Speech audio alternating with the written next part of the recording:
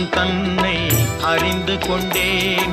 உன் முத்தான தத்துவமே புரிந்து கொண்டேன். முருகா உன் குணம் தன்னை அறிந்து கொண்டேன். உன் முத்தான தத்துவமே புரிந்து கொண்டேன்.